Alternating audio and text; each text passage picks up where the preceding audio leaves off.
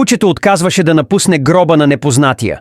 Но когато полицията отвори гроба, това, което откриха, шокира света. Всеки ден жителите на този малък град виждаха куче, лежащо на същия гроб. Но това, което не знаеха, е, че под него се крие ужасяваща тайна. Местните се опитваха да прогонят кучето от гроба, но кучето отказваше да си тръгне. Така че всички започнаха да се чудят какво е погребано там. Защо кучето продължаваше да пази този гроб? Никой не знаеше какво е погребано в този гроб. От любопитство полицията реши да разследва тази мистерия. Те решиха да отворят гроба, за да видят какво се крие под него. Група хора обградиха полицията, а кучето просто наблюдаваше действията им. Полицаите започнаха да копаят. Но никой не може да си представи какво ще намерят в гроба.